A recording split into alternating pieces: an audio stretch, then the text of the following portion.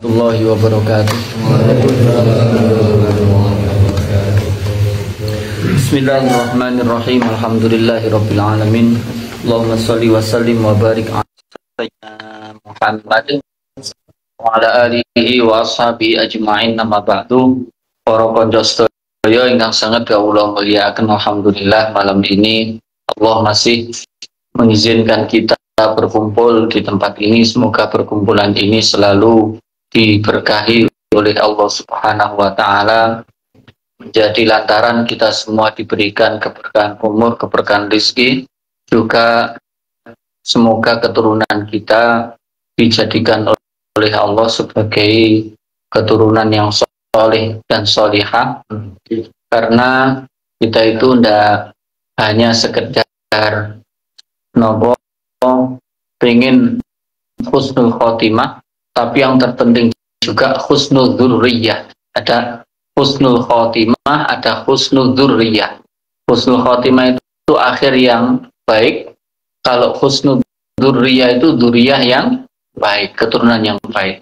Nah, keturunan yang baik itu harus diusahakan. Jadi tidak bisa kita itu karena dzurriyyah itu kita tidak tahu. Dia nanti kita tidak bisa mengawal dia sampai selamanya. Terus zamannya juga berbeda. Tentu dengan zaman yang berbeda itu kita harus berusaha sebisa mungkin agar kita itu memberikan modal, terutama modal tata krama, modal akhlak, modal kepandaian dalam mengelola kehidupan. Itu harus lebih baik daripada sekedar yang kita hadapi sekarang. Jadi kayak kemandirian itu harus diajarkan kepada anak sejak kecil. Di kemandirian, terus ke kuat menghadapi badai kehidupan, itu luar biasa. Tambah suwe tambah gimana, itu yang harus disiapkan. Memanjakan anak itu bukan jawaban yang tepat untuk anak itu menjadi siap menghadapi segala yang akan dia temui. Maka mempersiapkan husnul dzurriyyah itu harus diusahakan betul, diusahakan. Di antaranya melalui pendidikan, melalui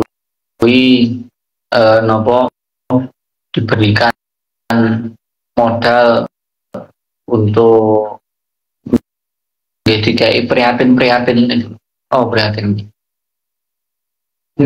tirakat itu tirakat. Jadi anak itu harus ada tirakatnya. Tirakat saya itu yang paling abot itu tirakat mudah teko HP. Itu tirakat yang paling berat. Untuk kita misalkan itu gak sekali HP ono sik betah. Justru anak sekarang, anak usia SMP, SD niku wis wani gelut gak sekali HP. Artinya itu makanya tirakat itu tirakat yang paling berat. Tirakat yang paling berat. Itu juga itu kudu diusahakan.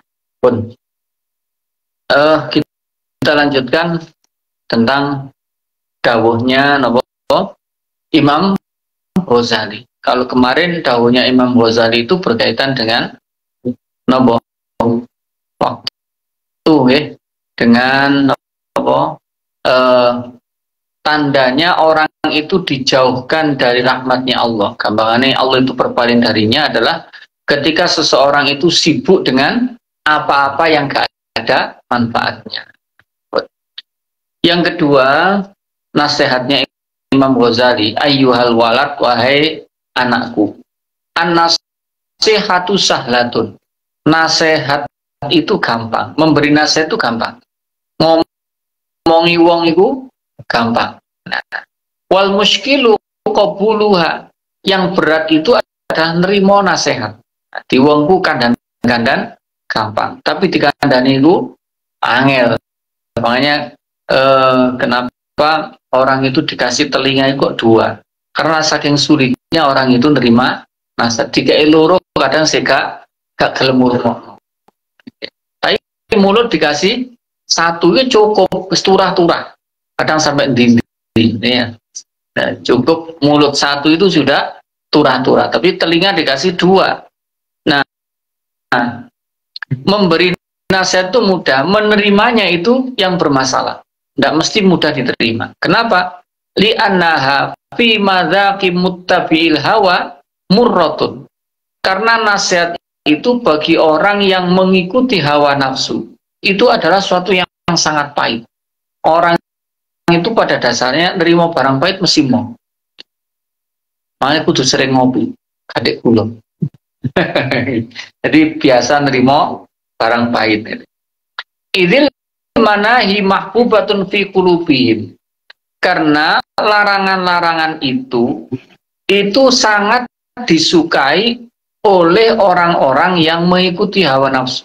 Wong kula mengikuti hawa nafsu, pasti dia suka pada hal-hal yang dilarang. Itu karakternya nafsu itu begitu. Apalagi alal khusus liman kana thalibal ilmi ar-rasmi. Apalagi orang-orang yang menuntut ilmu, orang yang belajar itu hanya ilmu yang resmi. Ilmu resmi itu ilmu sejenis tulisan. Ilmu tulisan itu sing wong golek ilmu ben iso nyambut gawe. Ilmu ben apa ben menang olimpiade, ngono niku lho. Jadi ilmu resmi itu ilmu yang ndak ada bekasnya pada perilaku, ndak ada bekasnya pada hati. Jadi ilmu ini mek fidhih tok, mek koyo apalan, koyo anu itu jenenge ilmu resmi. Nah, itu orang yang model begitu itu nerima nasihat sulit. Dan juga sulit juga bagi wa mustaghilan fi fadlin nafsi wa manaqibid dunya. Juga sulit diterima oleh orang yang sibuk dengan tentang keutamaan diri. Ya apa ben iso tadi pejabat, ya apa ben iso mengunggulkan hartanya. Iso itu orang yang begitu itu sulit menerima nasihat. Sombong mbak harta, sombong mbak itu bahasanya Imam Ghazali begitu. Kenapa? Fa innahu yahsabu annal ilma mujarroda lahu sayakunu najatuhu wa kholasohu bihi. Karena bagi dia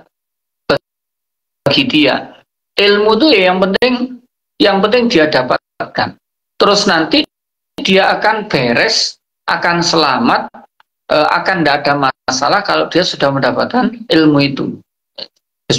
Pokoknya cukup, aku pintar, wis cukup. Nah, wa annahu mustaghnin anil amal, tidak perlu ilmu itu diamalkan. Jadi pokoknya ilmu itu diolehi, wis cukup, wis tidak perlu bahasa mengamalkan ilmu. Wahada i'tiqadul farasifah. Nah, keyakinan semacam itu adalah keyakinan orang filsafat. Orang filsafat itu begitu. Jadi memisahkan antara ilmu dengan amal. Ilmu yo ilmu, amal yo amal. Ilmu ya ansih ilmu tok. Tidak penting. Jadi dia mengetahui ilmu itu cukup sudah sebatas pengetahuan. Kalau dia mengamalkan ya amalan itu sendiri sudah tidak ada hubungannya dengan ilmu. Itu keyakinan orang filsafat. Subhanallahil azim. La ya'lamu hada al-maghrur annahu hina hassala al-ilma idza lam ya'mal bi takunu al-hujjatu alai akad. Apakah tidak diketahui bahwa ini ada satu tipuan yang luar biasa. Apa maksudnya? Annahu hina hassala al-ilma idza lam ya'mal bi takunu al-hujjatu alai akad. Ketika seseorang itu mendapatkan ilmu, kemudian dia tidak mengamalkan ilmunya, maka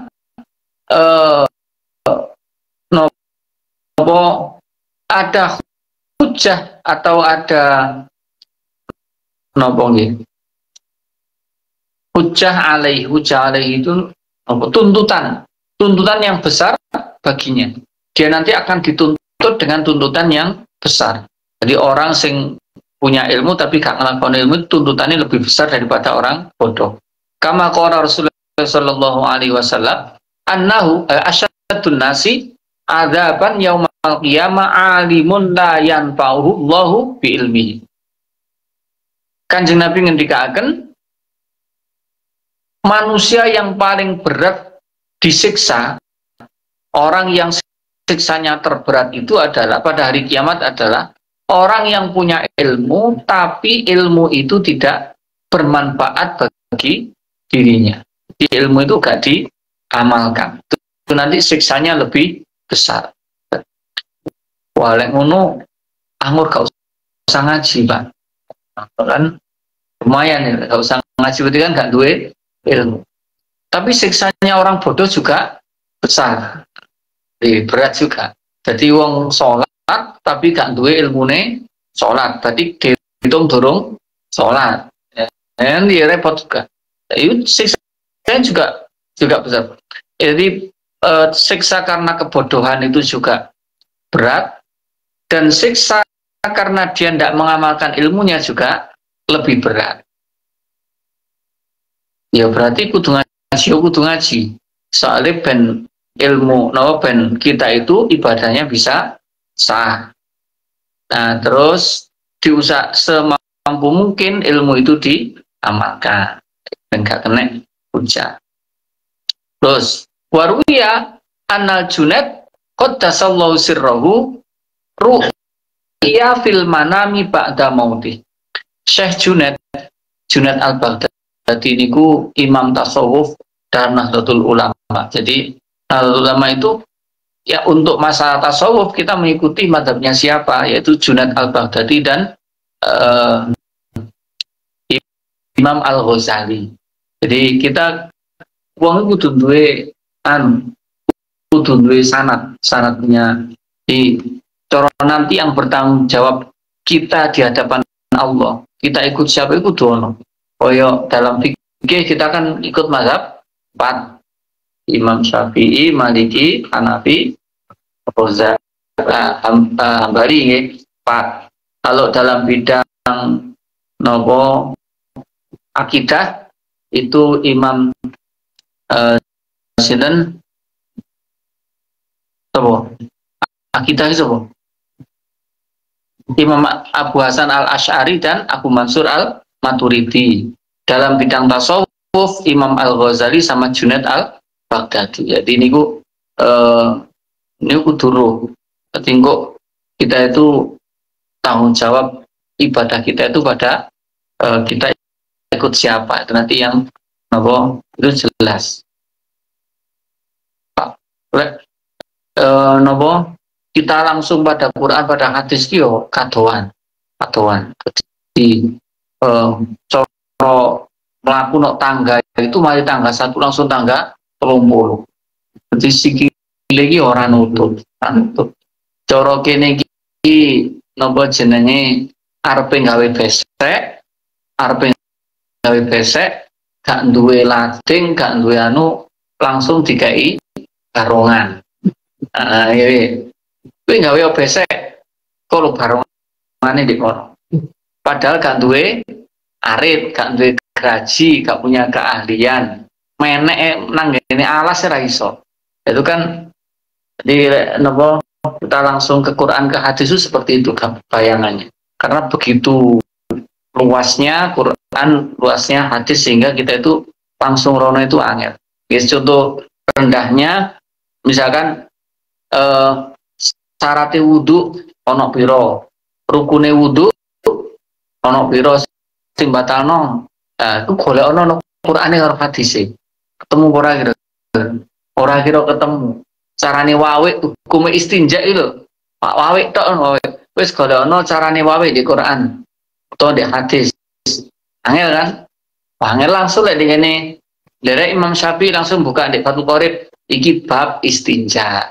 Nah, apakah ini berarti tidak mengikuti Quran? Mengikuti betul.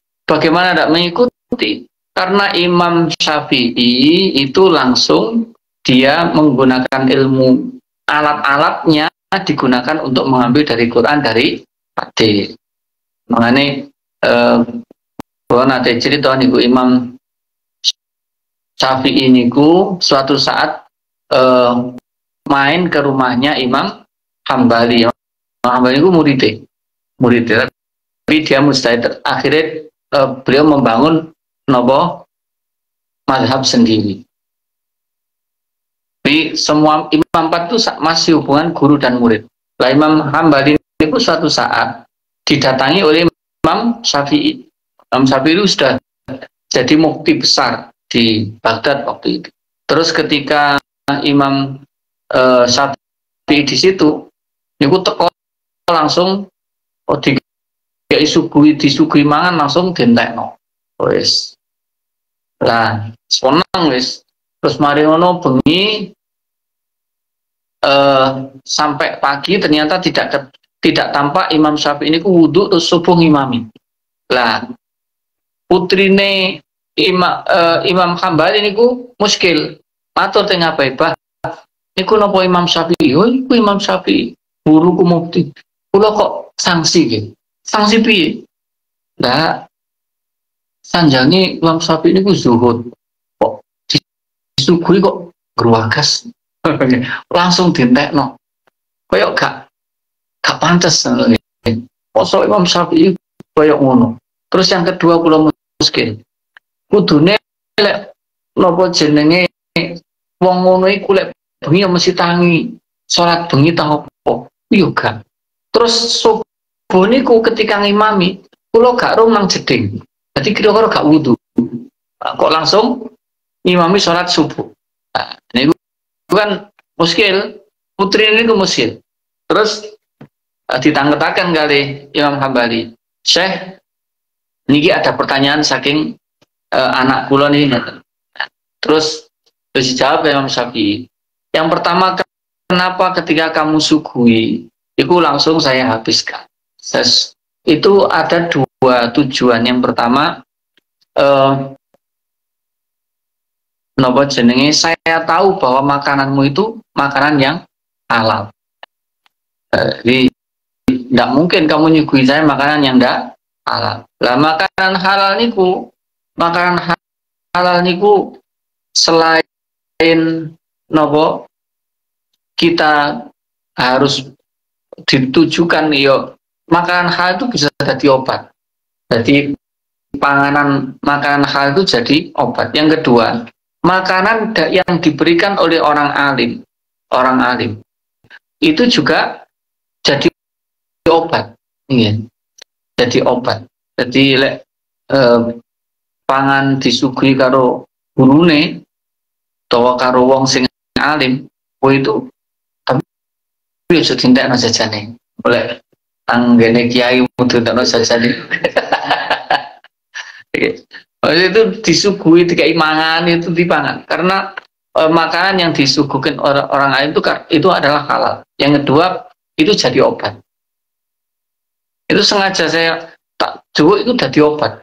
Saya butuh itu. Yang kedua, kenapa kok saya semalam ndak sholat malam? Begitu saya meletakkan kepala saya di bantal, itu langsung saya tergambar di tembok niku Quran dan hadis. Dan semalam itu saya menyelesaikan sekitar 34 masalah.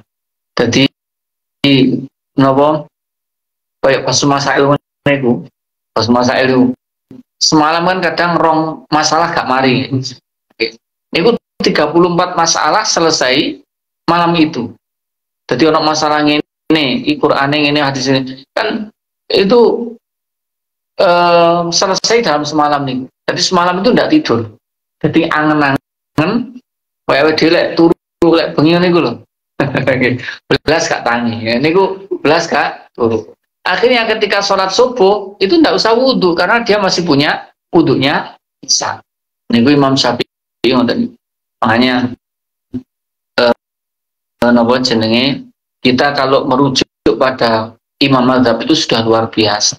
Itu jalannya itu wis jelas beres, sudah jelas beres. Baik kita sing buka Quran, itu maksimal no terjemahannya. Padahal terjemah itu juga mazhab sendiri. Penerjemah itu punya mazhab sendiri. Jadi nggak sama terjemahan sini, terjemahan. Tiap-tiap orang menerjemah pasti beda. Itu ya. Kita mengikuti terjemahan itu berarti kita sudah ikut mazhab. Karena Quran itu luar biasa. Tiap kata itu punya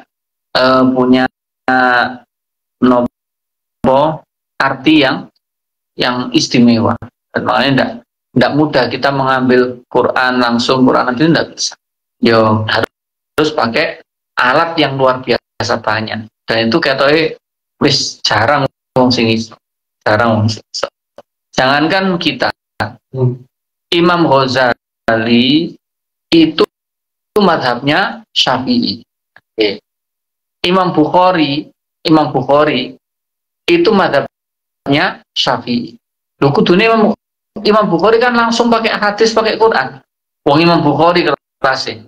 Niku mawon pakai madhabnya Imam Syafi'i. Nah, Syafi'i madhaban. Ini begini tarjamahnya beliau Imam Bukhari begini. Awal kitabnya Imam Bukhari itu beliau mengikuti madhabnya Imam Syafi'i. Kan aneh kan orang gak gelem madhabnya Imam Syafi'i melok langsung hadis Imam Bukhari, padahal Imam Bukhari dewe melok madhabnya Imam Syafi'i. Loh Imam Syafi'i kok gak melok Imam Bukhari? Lah kurunnya itu dhisik sapa? Nggih. Imam Bukhari kan sudah berapa itu? Sekitar 400 abad keempat ya. Imam Syafi'i itu kan masih tabi'in ya. Jadi gurunya itu tabi'in. Gurunya itu tabi'in, jadi menangis sahabat. Timbah gurunya itu sahabat. Nah, kalau Imam Bukhari sudah bawahnya lagi. Pun fa innahu yahsabun la ya'lamu hadza al-maghrur annahu hina hassala al-iman idza lam ya'mal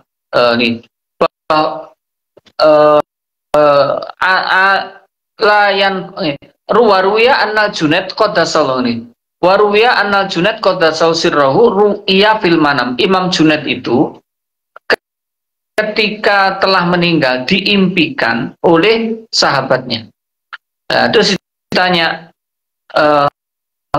gimana kabarmu wahai Abdul Qasim Al-Junaidi? Bagaimana kabarmu? Tohat al-ibarah wa faniyat tilkal isyarah wa ma nafa'ana illa rukai'atun roka'naha fi jawfil lail. Telah lebur wis pokoknya semuanya ndak ada artinya. Jadi ilmu saya yang luar biasa banyak itu wis gak ono tersisa sama sekali. Apa yang tersisa? Yang tersisa itu hanya rokaat-rokaat kecil yang saya lakukan di waktu malam. Jadi mulangi sedino pirang jam, nulis kitab yang luar biasa banyak. Itu ternyata lebur semuanya. Sing paling kangge mek siji. Napa salat malamnya sing mek 2 rakaat, 3 rakaat. Berarti mek titik-titik. Itu yang luar biasa bermanfaat. Jadi ternyata ilmu yang diamalkan itu meskipun kecil, niku manfaatnya abadi. Jadi ilmu yang dimanfaatkan meskipun sedikit pun. Ini jadi nasihat yang kedua dari Imam Ghazali wau bahwa nasihat itu mudah disampaikan tapi sulit diterima. Makanya kita harus pandai-pandai membuka hati biar mudah untuk menerima nasihat. Terus nasihat itu sulit diterima oleh orang yang mengikuti hawa nafsu. Maka kita harus pandai untuk menahan hawa nafsu biar mudah menerima nasihat. Jadi gampangannya mengikuti hawa nafsu itu adalah penutup bagi hatinya orang sehingga dia sulit untuk menerima nasihat. Hati hawa nafsu itu iso dikekang, maka nasihat itu akan masuknya mudah. Maksudnya itu menjadi yang ketiga, bahwa ilmu itu yang paling yang seharusnya itu ya harus diamalkan biar tidak menjadi hujah nanti di akhirat pun. Kita lanjutkan. Bismillahirrahmanirrahim. Al-jam'u minas sholataini, menjamak di antara dua sholat. Menjamak di antara dua sholat. Dua sholat tidak boleh mengumpulkan tiga, maksimal loro. Lek telu jenenge modok. Nggih. Traweh ya, traweh. Lek jamak itu pasti cuma dua. Nah, sebabnya jamak itu ada tiga. Satu karena perjalanan, yaitu bisa jamak takhir atau takdim. Yang kedua karena hujan. Kalau hujan harus takdim tok, tidak bisa takhir. Yang ketiga karena sakit. Sakit itu boleh takdim, boleh takhir. Itu alasan jamak itu ada tiga. Lek repot tuh kalau ya. Lagi, pulau tak duko mungkin di kitab lain mungkin teng riki ya, teng riki sing ono telu. Jadi karena perjalanan, karena hujan, karena sakit. Jadi lek karena hafal gak ono jadi. Dua gawe kata ya gak ono gitu. Mungkin ada, tapi lek sing teng riki mboten wonten. Jadi sing kula maca sing wonten teng riki tok bahwa penyebab orang boleh jamak hanya perjalanan, karena hujan atau karena sakit. Masailun fil jam'i, beberapa hal terkait dengan jamak. Mana yang paling afdol? Apakah di jamak atau tidak? Misalkan orang dalam perjalanan, itu kan oleh jamak. Iki sing api di jamak apa? Al afdol tarkul jam'i khurujan min khilafi man lam yujiz al jam'a. Kal imam Abi Hanifah illa fi arba'in harat fal jamu afdal. Meninggalkan jamak itu lebih utama. Kenapa? Karena keluar dari khilaf terhadap imam yang tidak memperbolehkan jamak. Jadi ada imam yang tidak memperbolehkan jamak. Siapa? Seperti Imam Abu Hanifah. Kecuali pada 4 kondisi itu nanti jamak lebih utama. 1.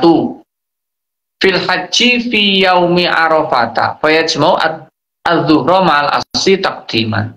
Yang pertama, ketika orang haji pada hari Arafah itu menjamak antara zuhur dengan asar dengan jamak takdim. Wa fi Muzdalifata fayajma'u al-maghriba ma'al isya takhiran. Dan di Muzdalifah niku sadurunge nang Mina niku nang Muzdalifah. Niku golek kerikil. Nah, itu di situ ada mabit di Muzdalifah. Makanya biasanya di Muzdalifah itu tidak boleh sebentar. Ya kudu ono menengi. Ono menengi golek kerikil. Nah, itu nanti dijamak antara maghrib dengan isya, jamaknya jamak takhir. Muga-muga kabeh iso nglakoni nggih. Iso nglakoni berarti kan iso haji. Oke. Lakoni.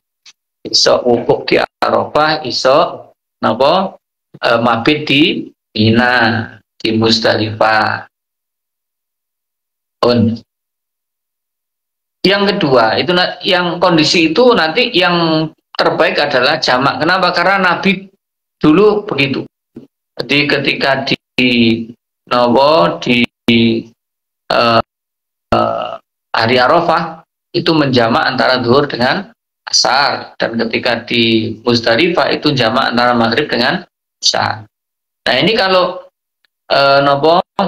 selain Abu Hanifah ini menyatakan kebolehannya jamak karena safar, karena perjalanan.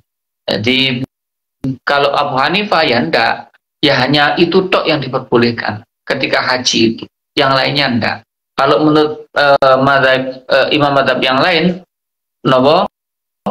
menjamak itu diperbolehkan dengan contoh yang disampaikan oleh Nabi tadi. Pun yang kedua, waliman syakka fi daili jawazil jam'i. Bagi orang yang ragu tentang kebolehannya jamak, itu malah lebih baiknya jamak. Oleh tenan boga yo. Nah itu justru lebih baiknya dia jamak. Yang ketiga, bagi orang yang merasa berat ketika jamak, kan nobo orang itu ada yang suka, aku seneng nobo gak jamak. Nah justru ketika nobo seneng gak jamak itu lebih baiknya malah dia jamak.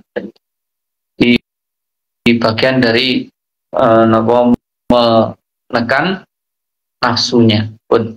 Terus yang keempat, wa idza kana mimman yuktada bihi fi hadratin nas. Bagi orang yang dia itu menjadi panutan di hadapan orang lain.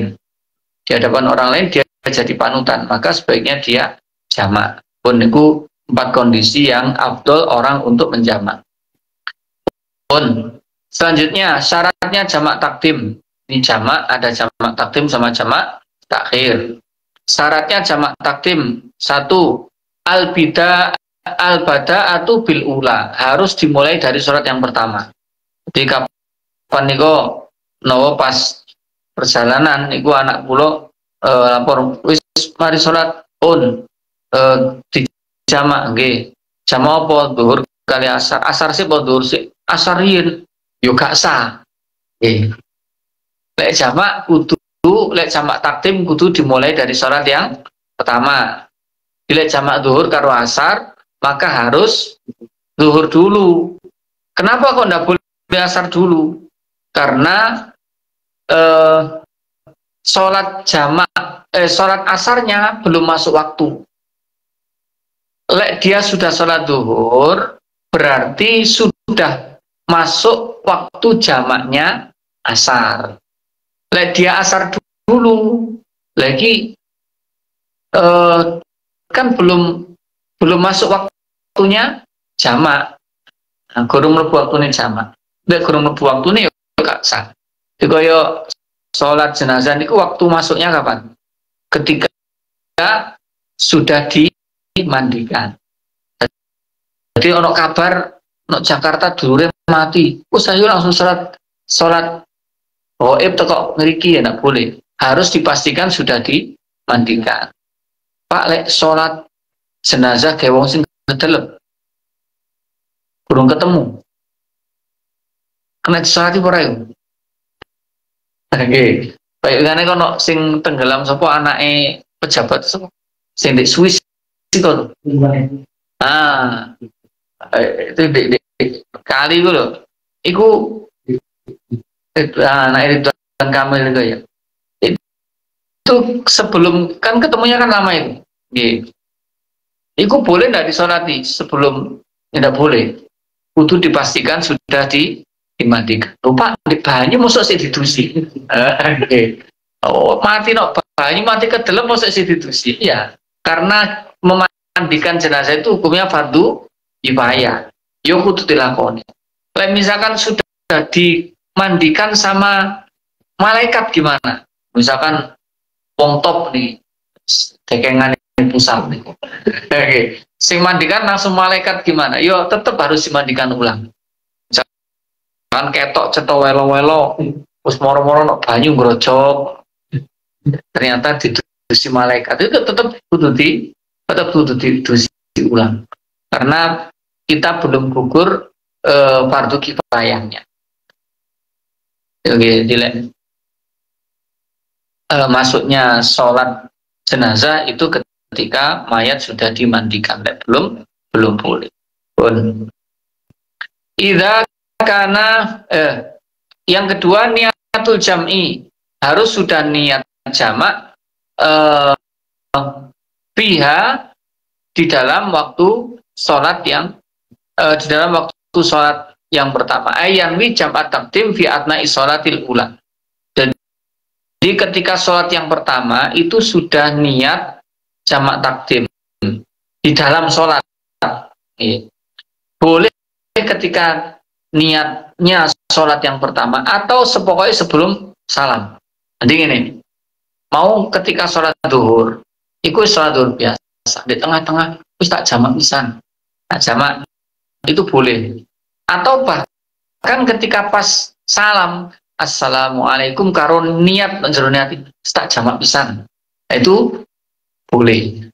Jadi tidak harus diucapkan ketika takbir. Kan biasanya kan di takbir toh, usolli fardhu zuhri majmu'an lillahi ta'ala. Nah, itu boleh. Kalau asalnya ndak niat jamak, terus di tengah-tengah sholat yang pertama dia niat jamak boleh. Dan pokoknya saat durunge mari. Wis mari lah kayak niat. Wis mari salam, assalamualaikum warahmatullah. Wis tak jamak wis. Itu ndak boleh. Harus masih berada di sholat yang pertama. Yang selanjutnya syaratnya jamak takdim. Baqa'u waqtil ula ay la yajuzu lahu al-jamu illa idza baqiya zamanun min waqti sholati al-ula yumkinu ada usolataini fihi. Waktu sholat yang pertama itu masih ada. Misalkan zuhur, sholat zuhur jam asari jam 3 misalkan. Sholat zuhur jam 3 kurang 5 menit. Terus tak jamak pisan wis. Ternyata sholatnya itu 5 menit, petang menit setengah. Salam toh, salam. Terus langsung ngadeg sholat asar. Nah, itu tidak boleh. Kenapa? Like misalkan tiap sholat itu 4 menit, berarti kan butuh 8 menit. Nah, pokoknya masih ada waktu yang bisa digunakan untuk 2 sholat. Iya, jadi masih ada waktu. Jadi misalkan jam 3 kurang 10 menit, dia sholat duhur, terus jamak asar. Begitu salam mari sholat asar, tiba-tiba adzan asar. Boleh, tidak apa-apa. Yang tidak boleh itu waktu untuk sholat yang kedua itu tidak cukup. Dia harus ada masih ada waktu pada sholat yang pertama. Yang selanjutnya al-muwalatu bainahum, harus terus menerus mualah. Tidak boleh ada pemisah yang lama di antara 2 sholat tadi. Seberapa banyak atau durasi waktunya, lama itu seberapa lama nih? Lama itu kira-kira 2 rakaat. Lama itu kira-kira 2 rakaat. Jadi misalkan mari salam, terus salaman, dijak salaman, itu kan masih tidak lama. Kira-kira 2 rakaat. 2 rakaat itu kira-kira ya 2 menit baik ya. Kira-kira 2 menit. Misalkan itu kalau masih belum lama maka tidak masalah. Yang selanjutnya dhonnu sihatil ula. Ada persangkaan bahwa sholat yang pertama itu sah, sehingga ketika orang itu menganggap bahwa sholat yang pertama itu batal, maka dia tidak diperbolehkan untuk jamak. Maka kalau demikian, maka dia boleh sholat, kan sholat yang pertama disangka batal, di sholat yang pertama, baru nanti bisa sholat jamak.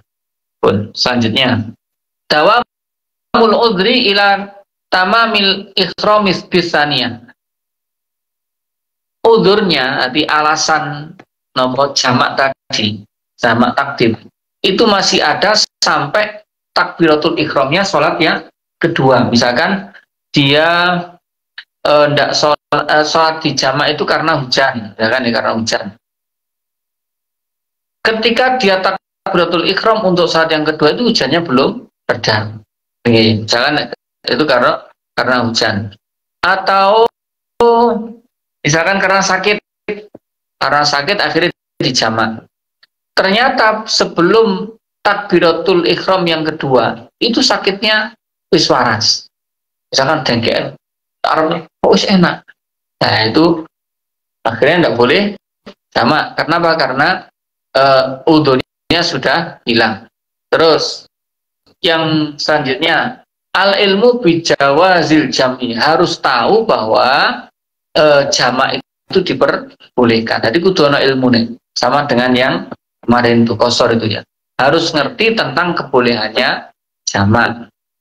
Bi anta tawaffaro baqiyatus syurut wa dzalika bi ayyakuna safaruhu tawiran mubahan ya. Ya syarat-syaratnya kudu roh.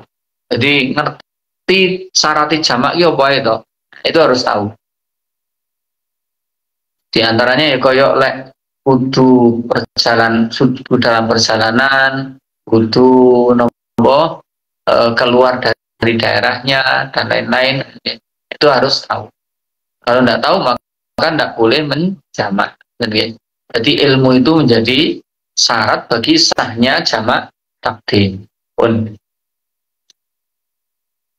kita lanjutkan untuk jamak takhir pertemuan selanjutnya. Oh sedap, ada beberapa masalah. Satu,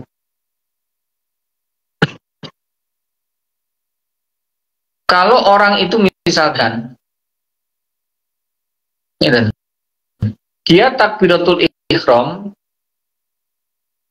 akhrama bil ula walam yakun musafiron, summa safara fi asna'iha wa hal yajuzu lahu al-jam'u. Dia takbiratul ihram tapi belum musafir. Kemudian di tengah sholat, terus kemudian berangkat. Ini koyok misalkan numpak kapal lebih, numpak kapal laut, maka bolehkah dijamak? Nah boleh. Jadi meskipun fala istaratu wujudus safar. Jadi niat perjalanan tok itu sudah boleh meskipun belum dikerjakan. Jadi wis mulai arep budal itu sudah diperbolehkan meskipun belum melaksanakan perjalanan, tapi sudah sudah keluar rumah. Kan udurnya kan sudah ada.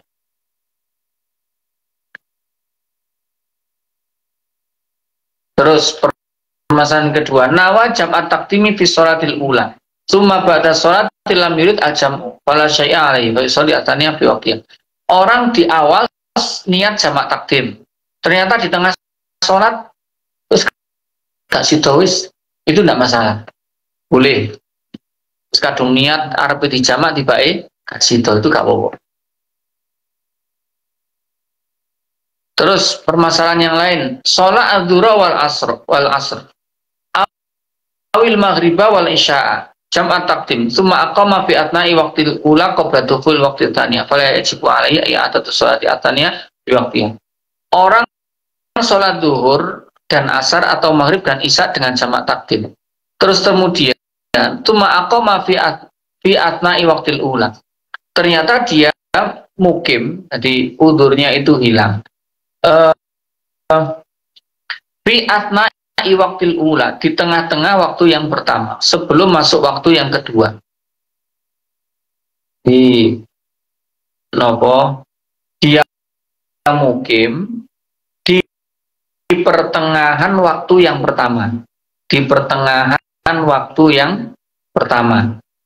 Jadi zuhur karo asar jamak takdim ya. Jadi di tengah waktu nih zuhur itu dia sudah nyampe, tapi semari sholat. Jadi misalkan gini, lungo tekok Malang ya, tekok Malang jam siji sholat di gini pujon, pujon ya sholat jamak takdim. Ternyata nyampe ngantang masih jam setengah 2, kan turun entek waktu zuhurnya. Apakah dia harus mengulangi waktu sholat asarnya? Tidak perlu, itu sudah sah sebagai jamak. Pun. Ada pertanyaan betul? Aman. Al-Fatihah. A'udzu billahi minasy syaithanir rajim. Bismillahirrahmanirrahim. Alhamdulillahi rabbil alamin. Ar-Rahmanir Rahim. Maliki yaumiddin. Iyyaka na'budu wa iyyaka nasta'in. Ihdinas siratal mustaqim. Siratal ladzina an'amta 'alaihim ghairil maghdubi 'alaihim waladdallin. Rabbighfirli wa liwalidayya wa lil mu'minina amin. Subhanakallahumma wa bihamdik asyhadu an la ilaha illa anta